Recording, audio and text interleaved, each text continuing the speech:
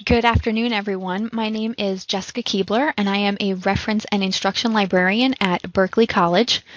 Today, we're going to be talking about nutrition and its role in your body's health, as well as some practical tips on how you can actually implement these in your daily life. In addition, I've also created a LibGuide, which will have information that I'll discuss during the webinar, as well as some additional references that you can use to help implement some of the tips that I've mentioned. And if possible, if everyone can just hold questions until the end, I can try to get to any of those questions that might come up. So let's get started. So, nutrition and diet information are everywhere you look. Every day, the internet is flooded with stories about the latest revelation that will make you healthy. So, how do you determine what information is accurate or even applicable to you? It helps to have an idea about what happens to food in your body. And I'll provide some really basic digestion information today. I'll also share some new research that's changing how medicine looks at our dietary health. And some of those tips can be good for your gut. So we'll also look at some skills at reading about nutrition. One point I'm also going to stress today is that in the end, no matter what information I provide or what you might read online, what works for you is most important.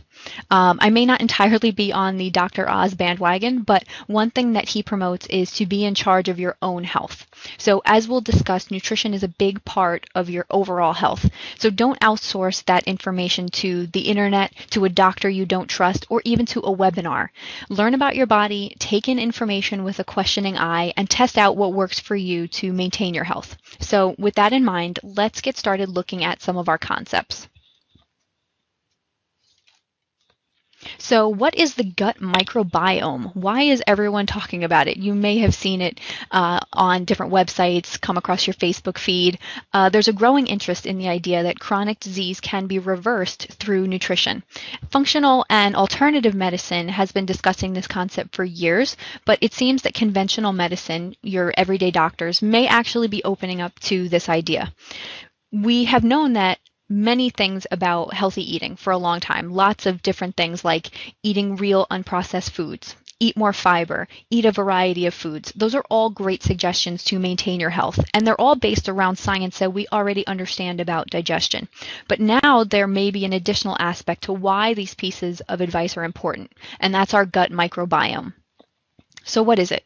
It is a collection of trillions of bacteria in our intestines that help us to digest food, to produce vitamins, and also create a barrier for our immune system to protect us.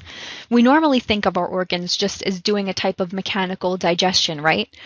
Well, actually, our microbiome is actually creating the environment, good or bad, that our food is digested in, and its connection to our immune system may determine more aspects of our health than just about nutrition. So to put it a different way, many diseases are created by pathogens or bacteria that enters the body in different ways. Our stomach acid is part of our digestion and it protects us from certain pathogens that we may eat, either so by destroying them. For an example, something like salmonella. But current research is now suggesting that if our digestive system has a good balance of different types of bacteria, then bad pathogens are less likely to take over. So a microbiologist at the California Institute of Technology says that our gut microbiome is like a garden. You're less likely to have weeds growing if you have lush vegetation. But without that vegetation, the weeds can potentially take over. So what does that mean? It means that we need to feed our gut bacteria so there's enough of it, so that there's enough vegetation to ward off the bad bacteria.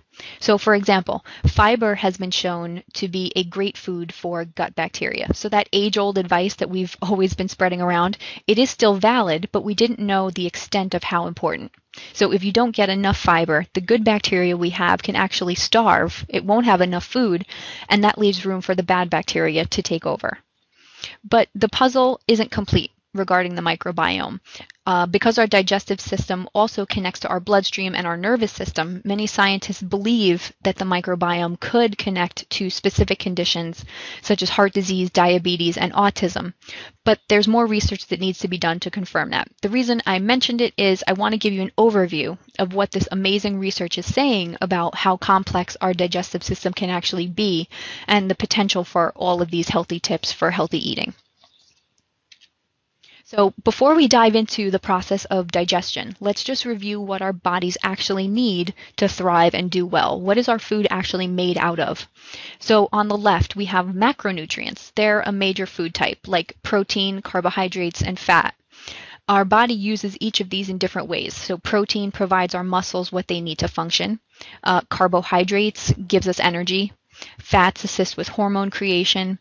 Macro means big. And those are the nutrients that we need to survive. So the big nutrients we need in order for our bodies to function.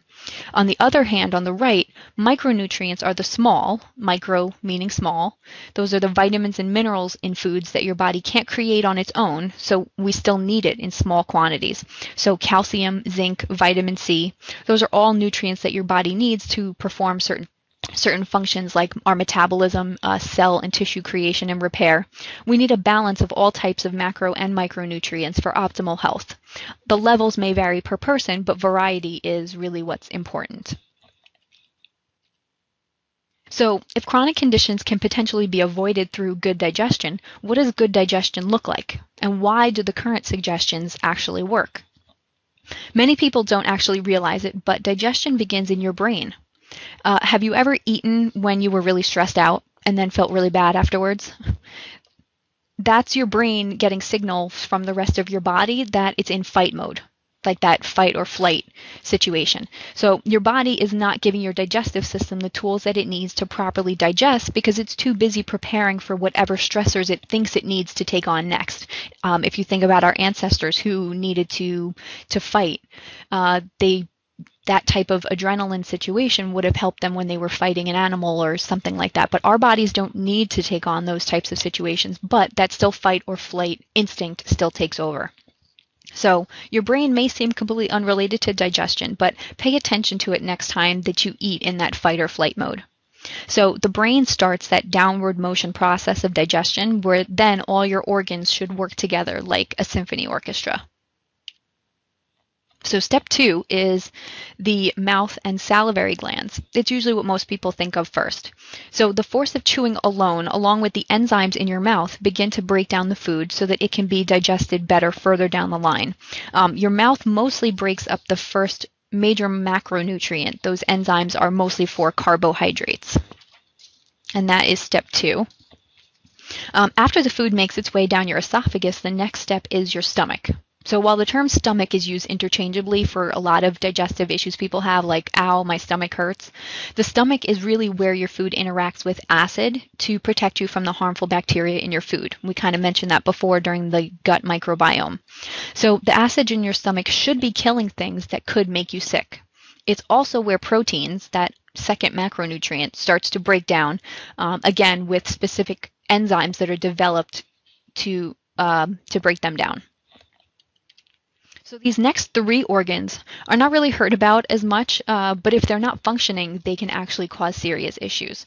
So your gallbladder stores bile, which is then dispensed by your liver in order to break down fats in your food. So they work together. One analogy is that bile breaks down the fat the way that soap does the grease on your dishes. So that's the function of what the gallbladder stores in order to give it to the liver to digest the fats that you've eaten. Your pancreas is actually considered part of the endocrine system, but the hormones that it provides, such as insulin, are responsible for digestive functions that happen in the small intestine, like regulating your blood sugar, which you may have heard of in relation to diabetes. So when you eat a very sugary meal, your insulin level spikes to help with that sugar that you've just taken in. And then when those levels lower too quickly, you get that sugar crash feeling, which you don't want. And that's insulin trying to regulate that in your body. So next up is the small intestine, where the last macronutrient, fat, is digested with help from the previous three organs. It's a very important stop in digestion because this is where your body breaks down food into parts either it can use or sends along to continue on its journey. So in the research being done on the microbiome, practitioners are looking into the concept that if food in your small intestine is something that your body can't absorb or use, it can actually be seen as an enemy and your body can try to attack it, creating what's called the immune response. We talk about our immune system as what protects us from disease. So if your body has an immune response, it may go into a mode where it feels like it's sick. This causes inflammation and other reactions that then could turn into disease. So the small and large intestines are where the microbiome is said to exist. So paying attention to this part of our digestion process gives us clues about those potential health issues. So the last stop is the large intestine. The large intestine takes what's left from the small intestine, absorbs the nutrients it can use along with water, and it sends the rest to be removed from our body. So the intestines are an important part in the fiber advice that we talked about. So getting enough fiber does a few things. It doesn't get broken down in the stomach, so it keeps the digestive process moving. It doesn't spike your blood sugar by getting digested too quickly because it takes a while for your body to do that. And on top of that, it feeds the good bacteria in your intestine. So that's why everyone says get enough fiber because it's important. And that's the long trip that your body takes to digest your food. As you can imagine, if one link in that chain is broken, the other links may not work as well. So paying attention to your digestion is really an important thing. But how do you know if your digestion isn't working? So there's usually a few symptoms of what we call digestive distress. Those include bloating, gas, trouble using the restroom, nausea, stomach cramps, all of the above or a combination of some of them. They're things we don't necessarily like to talk about with other people, but they are things that happen and you should pay attention to them when you're getting them. I'm not a physician, but I can recommend that you should do some research, maybe through some of the links on my LibGuide, go see a doctor that you trust, and make a plan to try to change these issues. You don't have to deal with these symptoms. You can make a plan to actually improve them and make them better. So how can we actually be, quote, good to your gut, as this webinar is titled? To make things easy, I've created some tips that break it down into the really important concepts. So number one, eat foods that your body recognizes as food because it contains macronutrients, vitamins, and minerals your body needs. These are real or whole foods.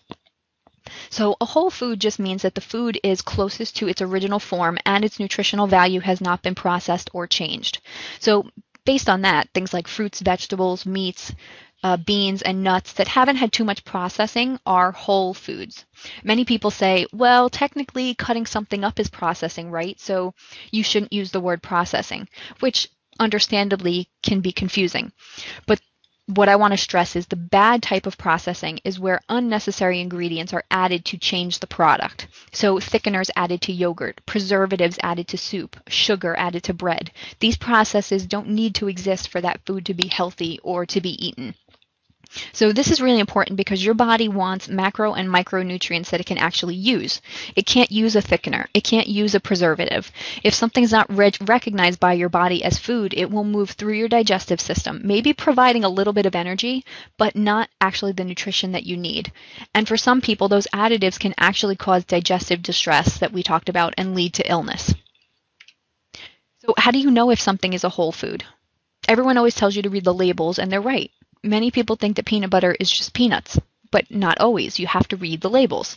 Let's just look at two examples. This is a bottle of peanut butter.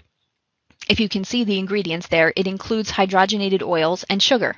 Not only does it include an oil, but that oil is hydrogenated, which means that it's gone through a process to change it from its original form. And on top of that, they add sugar. Peanut butter really should not be peanuts, and if anything else, salt and an unprocessed oil, because that will keep it as close to its original form as possible. And if we look at the cereal on the left, you could just eat oats and some honey. That would be awesome. Or in this case, you're eating sugar, rice, oils, artificial flavors, and a lot of other things on there. And it even says BHT added to preserve the product freshness. So reading the labels and keeping them as simple as possible, that's what can help you stay in control of what you're eating, because you want to know what you're actually putting into your body. Number 2, you want to eat foods that support your own digestive system. So that means it's a food that you can digest. One thing to know is if you digest, you need to pay attention to what you're digesting to know how you feel after you eat something. So for example, beans make my stomach hurt really bad. My husband, on the other hand, happens to love them. He feels fine after eating them, so I say more power to him. They can be healthy if you digest them properly. And if you look at certain nutrition guidelines, they do include beans as part of a healthy diet. But they upset my stomach. So should I eat them just because a certain diet plan says I should? Personally, I don't believe so. So instead I should try to get to the root cause of why they bother me, and until then just avoid them so that I'm not eating something that bothers me and upsets my stomach. If you've been feeling some digestive distress and you want to see what's going on, you can try what's called an elimination diet, along with a food diary, or just the food diary alone. This might seem tedious and time consuming. I know you guys have a lot of stuff to do, but it can be important in determining what you truly digest and learning more about your body, which is part of being your own health advocate. More plainly said, an elimination diet is when you remove certain commonly aggravating foods, certain things that a lot of people have issues with, usually for a certain period of time, like 2 weeks to a month, and you record what you eat and how you feel. Then you can begin reintroducing these foods to look for reactions. If you're interested in this, there will be links on the LibGuide that can help you with this. If you just want to do a food diary, you can just keep track of what you're eating in a diary for, a few weeks, and then also track how you're feeling and try to make some connections. In terms of what exactly to eat and in what ratios, that's something that I can't actually prescribe, but because we're all different, we all have unique medical histories and environments that we live in. But the basic advice in this webinar, along with a go-ahead from your doctor, can help you make a plan for what actually supports your digestive system. Number 3 is don't be dogmatic about food plans or diets. So related to food choices, you don't want to be dogmatic about food plans or diets. It means don't beat yourself up if you eat a cookie because someone somewhere said it was bad, or if you go through all the steps of an elimination diet and you realize that you can't eat bread, but then one day you eat it on a special occasion.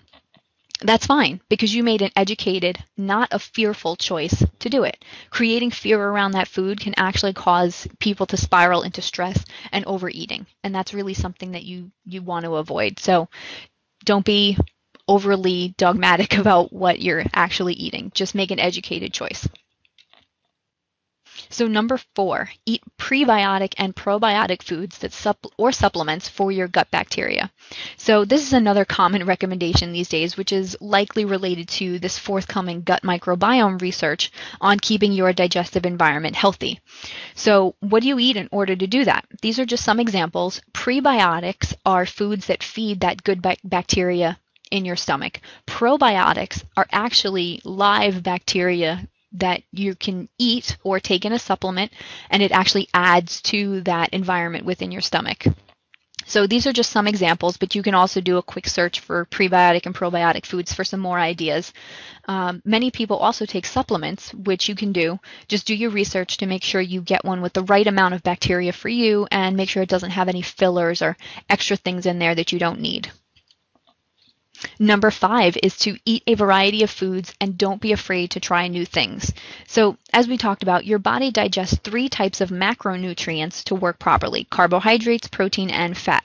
So carbohydrates are things like potatoes, bread, even carrots and other vegetables.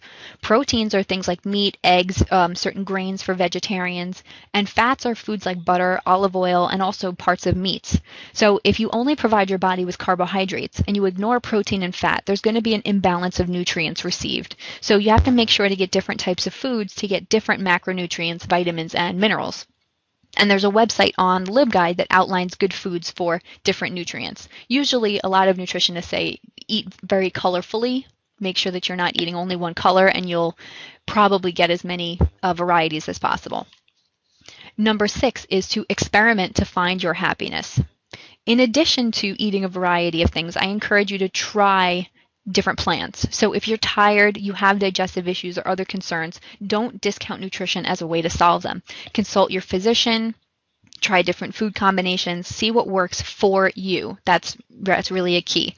I've provided on the LibGuide links to different types of eating, like vegetarianism, veganism, whole foods, paleo, all these different types of quote unquote diets that are out there.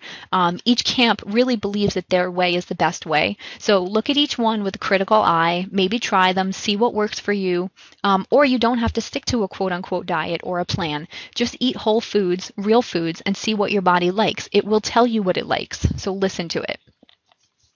And my last tip is related to making all the food stuff easier by planning. So plan ahead for success. This may come naturally to some people, but not to others. So I wanted to share with you what I do. So first, I take some time on Sunday, or in your case, whatever day is a free day for you, and prep food for the week. And I'm not talking about making a recipe and then freezing it in its whole recipe form. You can do that. I also mean cutting out the prep time. That's usually what's so tedious when you're tired from work and school. So you can cut up veggies, defrost some meat, cook some carbohydrates like rice and pasta. And you want to make sure these are things that will hold up in a Tupperware or a glass container for the whole week. Then every day and evening, you can easily create things like salads, stir fries, rice bowls, and many other different combinations because all of that prep has been done. All you need to do is heat it up and maybe add some salt. Similar to this, every night, think about your day tomorrow. Where am I going? Do I have access to a fridge or a microwave? Am I meeting someone for lunch and I don't need to prep something? Maybe I want to look at their menu beforehand. You can just take 10 minutes to plan and pack your food accordingly, and then this makes waking up in the morning so much easier. Lastly, set yourself up for success by keeping quick, real foods on hand. These are things that you can grab while you're running out the door. So nuts, fruits, jerky, homemade baked goods that don't have all the extra junk and preservatives in it. This makes food a non-issue for you when you're stressed out and running around. And you don't have to keep those trigger foods around. Don't shop the middle aisles at the supermarket with the cookies, the chips, or the crackers unless you know that you can have one and put it back. These are steps that will help eating real whole foods like second nature to you. Doing this planning beforehand is really helpful. So our last topic that I want to touch on is nutrition information literacy, because there is a lot of information overload out there online. So how do you weed through all that and come out a sane person? It is, as I said, information literacy. You may have heard your librarians talking about this idea, and it's because these skills are relevant to everything you do. School, career, personal learning.